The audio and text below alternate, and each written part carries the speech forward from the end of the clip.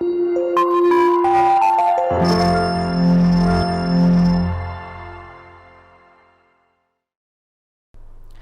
students, hope you all are doing good. Today we are doing a chapter named Ruling the Countryside. What we are going to read in this chapter about the company becomes Diwan and the commercialization of agriculture crops for Europe, about agrarian policies and about a case study that is about peasant revolts. Now the company becomes Diwan. The Mughal Emperor Shah Alam in 1765 appointed the East India Company as the Diwan of Bengal. जो शाह आलम था Mughal emperor, उसने 1765 में East India Company को as a Diwan of Bengal appoint कर दिया. The event which happened in Robert Clive tent was witnessed by some Englishmen and Indians. It was a majestic occasion. For the British, it was a wonderful event. Diwani made company the chief financial administrator of the territory where it ruled. दीवानी जब बना वो Britishers के लिए एक majestic occasion के समान था. And दीवानी से क्या हुआ, कंपनी को chief financial administration of the territory माना गया. जहाँ भी वो रूल कर रहे थे वो वहाँ के चीफ फाइनेंशियल एडमिनिस्ट्रेटर बन गए थे. It even had to administrator the land and organise its revenue administration to meet the growing expenses of the company. इससे जो ग्रोइंग एक्सपेंसेस ऑफ कंपनी थे वो बियर करना उनके लिए बहुत ईजी हो गया था, क्योंकि उस टेरिटरी से वो रेवेन्यू वही कलेक्ट करते थे. As traders, the company had to ensure products it needed to buy and sell. It moved with a lot of caution. They had to recognize the revenue resources and clarify the rights of the people living there and produce the crop which the company required. अब लोगों को according to Britishers, according to East India Company, उनको रहना पड़ रहा था, उनको वही क्रॉप ग्रो करनी पड़ रही थी जिनको कंपनी को जिस क्रॉप की ज़रूरत थी.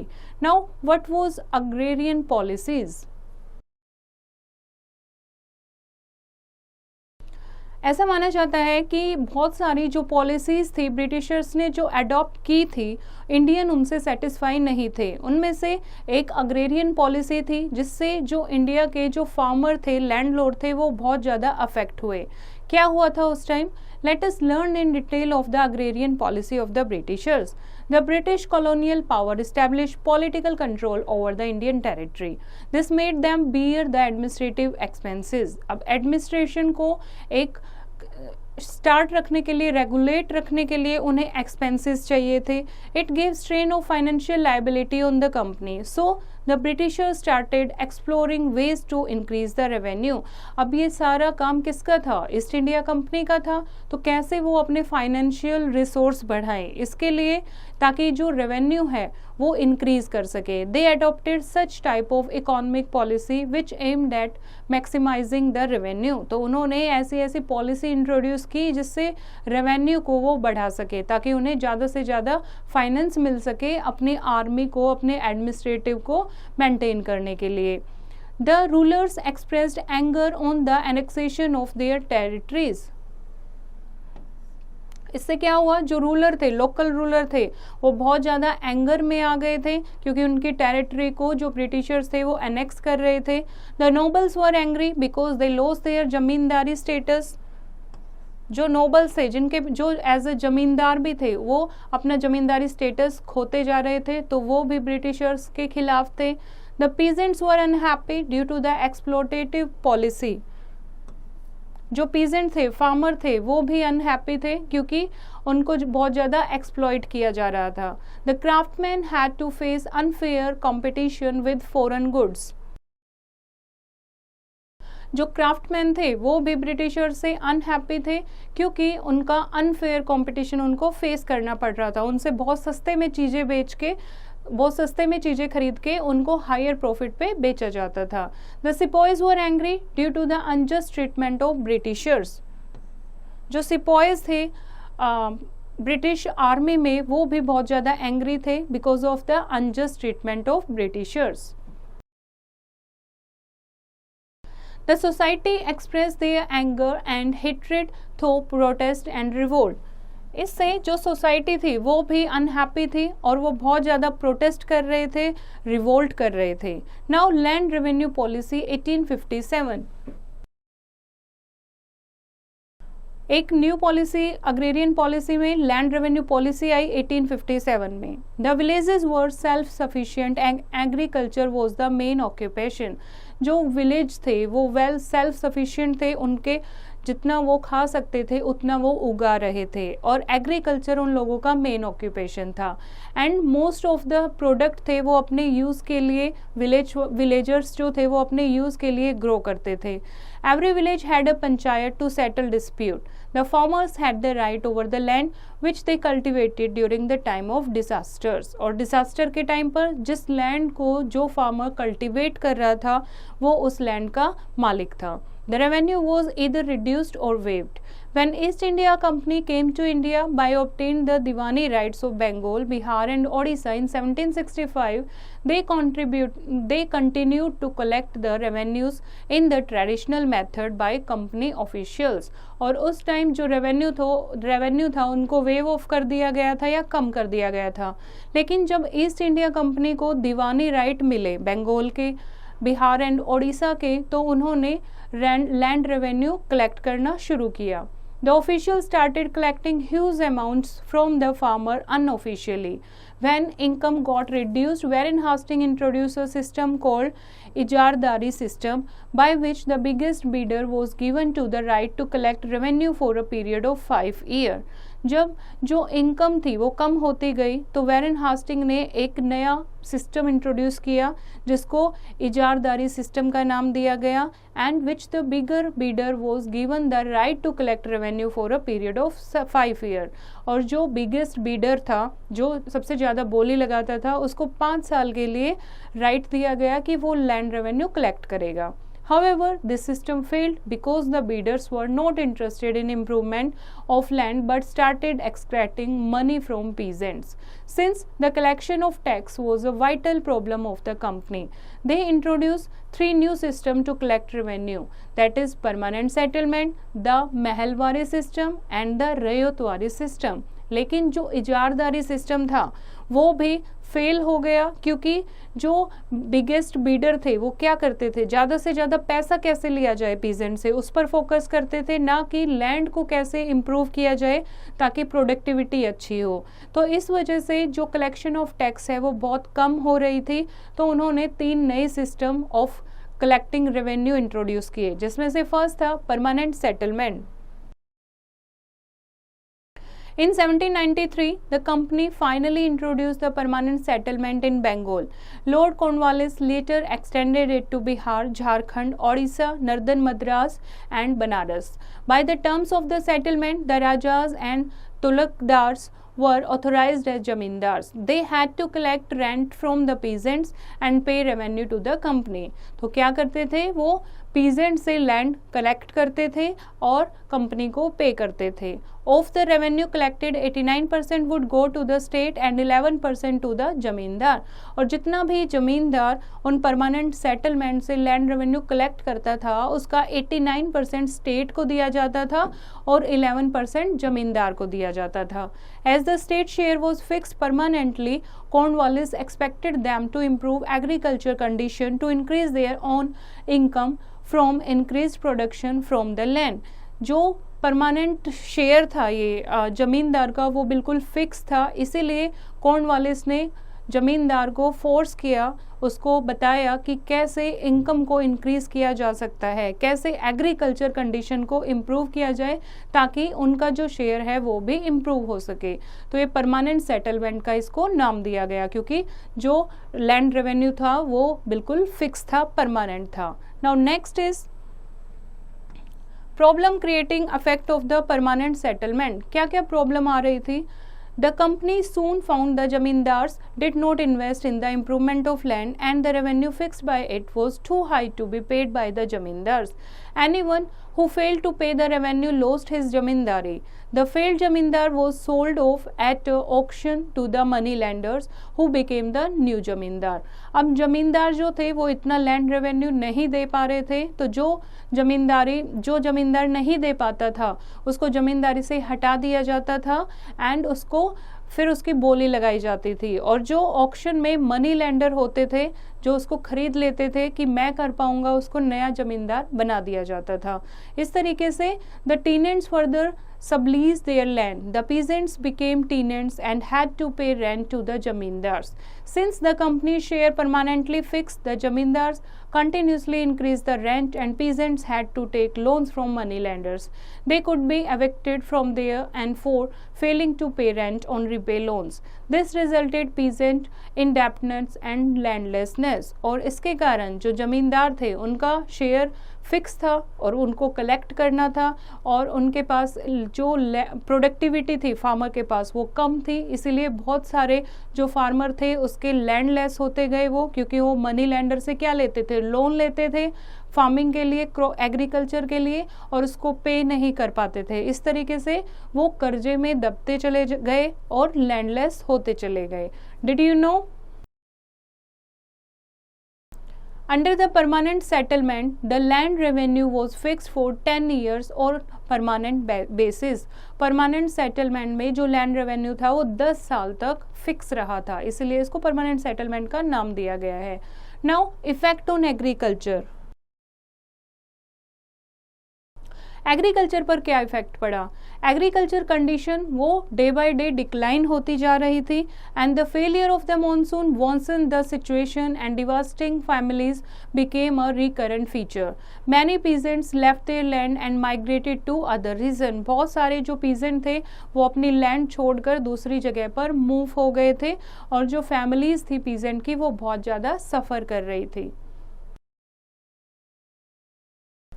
नेक्स्ट सिस्टम की हम बात कर रहे हैं ryotwari settlement. The company had followed to move away from the idea of permanent settlement. British official Alexander Reid and Thomas Munro developed the Rayotwari system of land revenue. इस सिस्टम में क्या होता था? A system of collecting revenue directly from the rayots, that are cultivators. During the Anglo-Mysore War, Reid experimented with the system in some areas of South India. Thomas Munro introduced the Rayotwari system in Mysore and Karnataka and expanded it to Bombay and parts of Madras. Ryotwari system किसने शुरू किया था? Thomas Munro ने शुरू किया था। इसमें क्या माना जाता था कि जितना भी लैंड रेवेन्यू है वो किससे लेना है? डायरेक्टली फ्रॉम द रयोट्स, यानी कि जो रियल कल्टीवेटर्स हैं। इफेक्ट ऑफ दिस सिस्टम, क्या इस सिस्टम के इफेक्ट पड़ा? The event after a few years, the new system were imposed, driven by the desire to increase the income from land. Officials fixed very high revenue and peasants were unable to pay. Riots fled the countryside. The villages became deserted in many regions. Indebtedness and landlessness of peasant increased. इससे क्या हुआ? जो रयोत थे, जो real cultivator थे, जिनके जो responsible थे रयोतवारी सिस्टम में, वो क्या हुआ? उनके पास पीजेंट्स नहीं थे, फार्मर नहीं थे काम करने के लिए, तो वो भी अपने जगह को छोड़कर दूसरी जगह चले जाते हैं। Now mahalwari settlement. Ryotwari system के बाद महलवारी सिस्टम शुरू हुआ। In 1820 Holt Mackenzie surveyed in detail the land in the northwestern province. He felt that village was an important social institution in North India society and needed to be preserved. उसने सर्वे किया कि जो Indian farm है वो बहुत अच्छा resource बन सकते हैं अगर उन्हें अच्छे से प्रिजर्व किया जाए। He sent the collector from village to village or inspecting land, measuring the field and recording the custom and right of different group. तो क्या करता था? उसने कुछ ऐसे सर्वेयर बनाए जो विलेज टू विलेज घूमते थे, किसके पास कितनी लैंड है उसको मेजर करते थे और उसको राइट डाउन करते थे। कौन सा ग्रुप जो है किस कस्टम्स को मानता है वो पूरा उसको राइट डाउन करते थे। उसके बाद सारी चीज़ों को देखकर एक नया सिस्टम इंट्रोड्यूस हुआ, that is Mahalwari system. The estimated revenue of each plot within that village was added up to calculate the revenue that each mahal had to pay. Mahal यानी कि अ रेवेन्यू स्टेट, जहाँ से लैंड रेवेन्यू कलेक्ट किया जाता है, यानी productivity जो land थी उस लैंड को किस लैंड से कितना रेवेन्यू मिल सकता है उसको फिक्स किया गया, and the revenue was fix for a period of 20 to 30 years, after which it was revised. A village headman was given in the charge of collecting and paying the revenue to the company. This system was known as the Mahalwari settlement. और जो village headman था उसको पूरा charge दिया गया revenue collect करने का और ब्रिटिशर्स को पे करने का. इस सिस्टम को क्या नाम दिया गया? Mahalwari settlement. Now impact of land revenue system on rural life. Rural life पर क्या इफेक्ट पड़ा? The land could be easily bought, sold and mortgaged. This made the position of farmer worse. जो लैंड थी वो इजीली खरीदनी आसान हो गई थी क्योंकि मनी लैंडर थे जिनसे जो फार्मर लोन लेते थे वो चुका नहीं पाते थे, तो इजीली उनसे वो ले लेते थे. तो लैंड का खरीदना, बेचना या ट्रांसफ़र करना बहुत इजी हो गया था, जिससे फार्मर की पोजीशन जो है वो और ज़्यादा ख़राब होती गई. There were no irrigation facility, hence farmers dependent on the monsoon rains only. उस टाइम कोई भी इरिगेशन फैसिलिटी नहीं थी, तो जो फार्मर थे वो सिर्फ मॉनसून बारिश पर डिपेंड करते थे. Failure of rains led to famine between 1876 to 1878 in Chennai, Mysore, Hyderabad, Maharashtra, Uttar Pradesh and Punjab. The famine in 1943 in Bengal affected many people. इससे क्या हो गई थी? बारिश नहीं होती थी तो एग्रीकल्चर प्रोड्यूस बहुत कम हो गई थी, तो बहुत सारे जो स्टेट थे उस टाइम वहाँ पर भूखमरी आ गई थी. Now commercialisation of agriculture crops for Europe. कैसे ब्रिटिशर्स ने यूरोप के लिए कमर्शलाइजेशन ऑफ एग्रीकल्चर शुरू किया?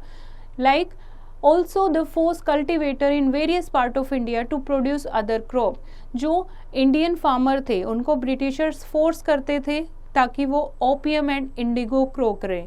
उसके अलावा tea in Assam, jute in Bengal, sugar cane in united province ना Uttar Pradesh, rice in Madras, wheat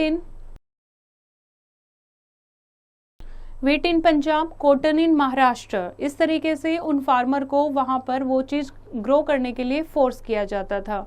now let us study one crop case that is about Indian Indigo and European vote. Indigo जो कि एक blue colour का plant होता है जो mainly die के लिए यूज़ किया जाता है. इस डाई को बहुत सारे जो फॉरेनर थे वो बहुत पसंद करते थे, लाइक इटली, फ्रांस, ब्रिटेन में इस डाई को बहुत ज़्यादा पसंद किया जाता था. And this dye was Indian indigo dye which was the extract of indigo plant. Its price was very high and it reach the Europe in small amounts. A European plant woad as also used to make violet and blue dye which were cheaper. Indigo produced a rich blue color whereas woad color was pale and dull. Indigo जैसा ही एक European plant भी था, लेकिन European plant जो था उसका जो colour था वो बहुत डल था, लेकिन इंडिगो का बहुत सुंदर कलर था. तो बाहर के जो लोग थे वो उस कलर के कपड़े बहुत ज़्यादा पसंद करते थे, इसीलिए जो ब्रिटिशर्स को उन पर बहुत ज़्यादा प्रॉफिट लगा और वो इंडिगो को एक्सपोर्ट करते थे. इंडिगो को एक्सपोर्ट करने के लिए फार्मर को फोर्स करते थे कि ज़्यादा से ज़्यादा इंडिगो उगाया जाए. Now increase in demand of Indigo. By the end of 18th century, Britain began to industrialize and its cotton production expanded a lot because of machine. Now it created a new enormous demand for cloth dye. पहले cotton के लिए बहुत ज़्यादा demand थी, उसके बाद Indigo die के लिए बहुत ज़्यादा डिमांड की जाने लगी. And while the demand of indigo increased, its existing supplies from the West Indies and America collapsed for a variety of reasons.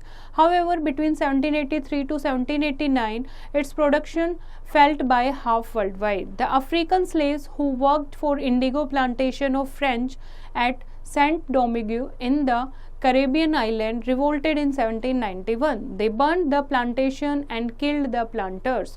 Such events led to the collapse of indigo production there. तो ऐसे बहुत सारे Caribbean island थे जो इसके खिलाफ थे. उन्होंने क्या किया, इंडिगो जहाँ पर ग्रो होती थी उस प्लांटेशन को आग लगा दी और जिसमें बहुत सारे प्लांटर किल हो गए. Such event led to the collapse of indigo production. The rising demand for indigo in Europe inspired the East India Company to look for ways to expand the area under indigo cultivation in Bengal. In 1788, only 30% of the indigo imported into Britain was from India. By 1810, the proportion had gone up to 95%. Britain में जो Indigo import की जाती थी वो 30% थी पहले, और उसके बाद 95% हो गई. Now cultivation of Indigo in India. There were two main systems of indigo cultivation, Niz and Rayoti. A number of people bought the land or rented it from zamindars and become planters cultivated indigo by directly employing hired laborers. कुछ लोग क्या करते थे, जमींदार से land बोरो करते थे और वहाँ पर लेबर को हायर करके उनसे इंडिगो ग्रो कराते थे. This system of indigo cultivation was called nij cultivation. Later the planter face the problem led to tension and problem with conflict. Larger number of labor was required for large plantation. Simultaneously, labor was needed precisely at a time when peasants were usually busy with their rice cultivation. This cultivation on a large scale required many plow and block. To purchase them was a big investment, and it was not possible even to hire them or rent bases as they were busy on rice field exactly at the same time that the indigo planter required them. Indigo के साथ साथ वो लोग क्या करते थे, rice की cultivation भी करते थे. लेकिन इंडिगो प्लांटेशन इतना ज़्यादा वाइड और बड़ा होता था कि वहाँ पर बहुत सारे लेबर चाहिए होते थे, प्लाउ एंड बुल्लॉक्स चाहिए थे. लेकिन इतने सारे लेबर हायर करना रेंट पर वो बहुत मुश्किल था, क्योंकि ऑलरेडी जो लोग थे वो राइस के खेतों में काम कर रहे थे.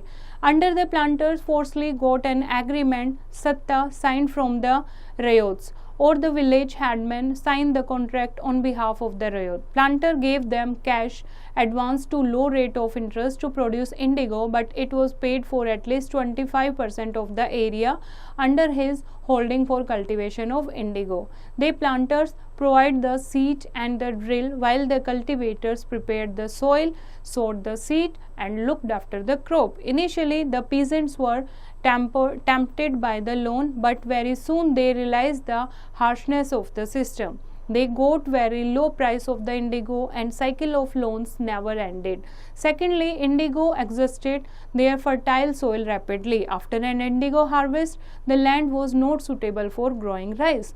अब उन्होंने इस चीज़ के लिए क्या सोचा, उन्होंने सोचा कोई पीस ऑफ लैंड को हम कल्टीवेटर को बोलते हैं कि यहाँ पर इंडिगो उगाए, इसके बदले हम तुम्हें सीड के लिए या बाकी खर्चे के लिए लोन देंगे.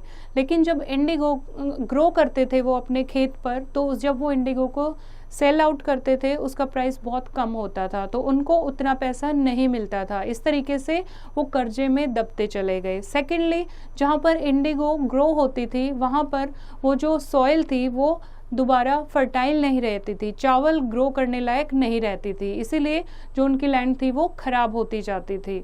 The system was very oppressive and many broke out in open rebellion.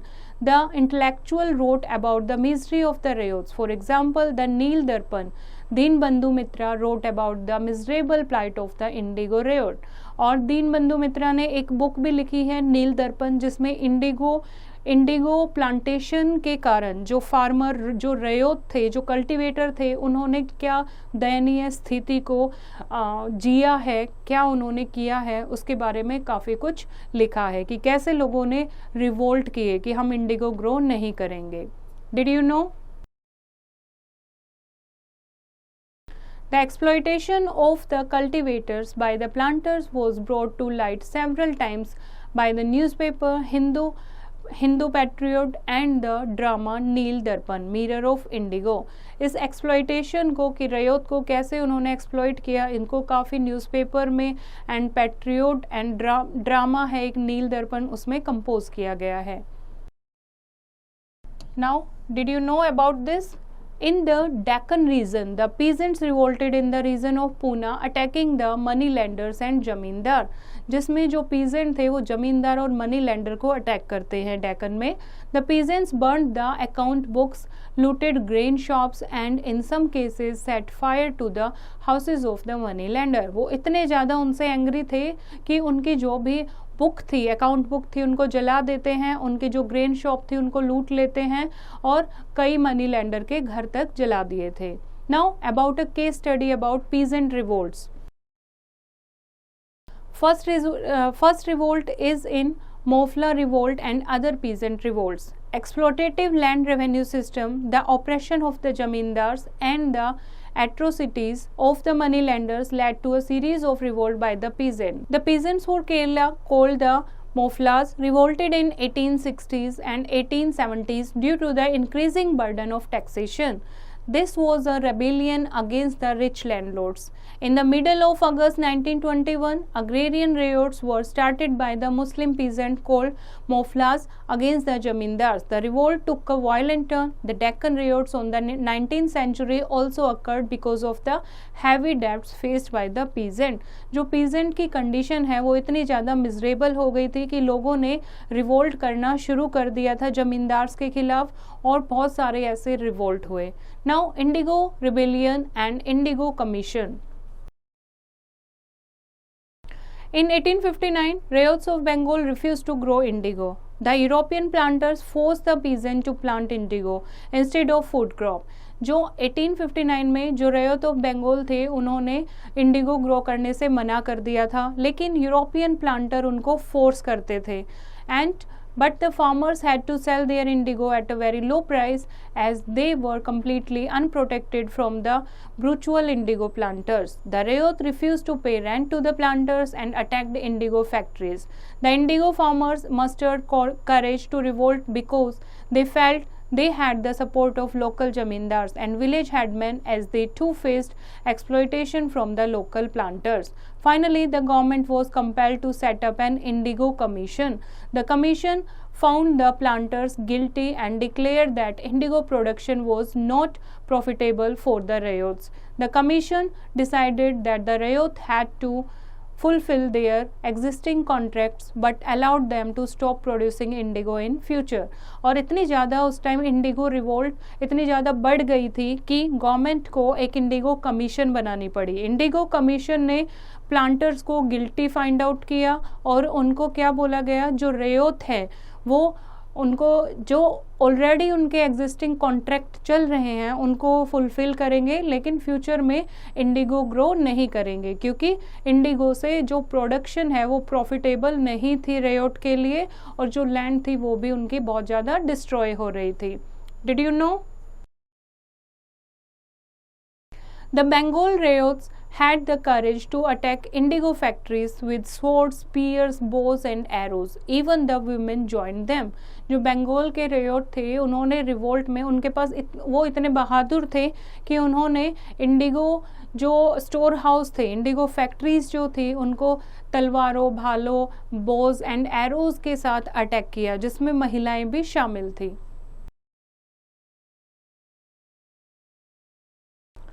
When the indigo production ended in Bengal after the revolt, the planters shifted to Bihar. The indigo farmer of Champaran in Bihar started protesting against forced indigo production. और इस तरीके से देश में हर जगह से जहाँ Indigo खेती के लिए मजबूर किया जाता था उसके लिए प्रोटेस्टिंग शुरू हो गई थी. When Mahatma Gandhi returned to India from South Africa, he launched his first satyagrah campaign in Champaran against exploitation of the indigo planters. Gradually, by the 20th century, the peasant movement showed a better result as they got support from political parties and became a significant part of the Indian national movement. जब Mahatma Gandhi south Africa से India में वापस आते हैं तो उन्होंने Indigo planter की स्थिति को देखते हुए फर्स्ट सत्याग्रह कैंपेन चंपारण में शुरू किया था, that is the against exploitation of the Indigo planter. इस तरीके से हर जगह के जो प्लांटर थे वो इकट्ठे होकर एकजुट होकर इसको इंडिगो प्लांटेशन को ख़त्म करने में सक्सेसफुल होते हैं क्योंकि उन्हें अब पॉलिटिकल पार्टीज का सपोर्ट मिल गया था. Now come to the key points. Agriculture produce had been the main source of revenue since ancient time. The villages lost their self-sufficiency under the British, and new land settlements led to the strengthening of companies' position as well as benefited the zamindars and moneylenders through peasant exploitation. To gain more out of India, the British resorted to the commercialization of agriculture, that is, it resorted to the production of those cash crops which were in demand in the international market. ऐसी cash crop को produce किया जाने लगा जिसकी international market में बहुत ज़्यादा demand थी। इस तरीके से ब्रिटिशर्स ने कमर्शलाइजेशन ऑफ एग्रीकल्चर को शुरू किया। As a result of exploitative conditions the peasants rose in rebellion. Peasants को इतना ज़्यादा एक्सप्लॉइट किया जाता था जिससे जो पीजेंट्स थे उन्होंने रिवोल्ट करना शुरू किया, रेबेलियन करना शुरू किया। आई होप बच्चों आपको ये चैप्टर समझ आया होगा। फिर से इसको रीड करेंगे और एक्सरसाइज की प्रैक्टिस खुद करेंगे।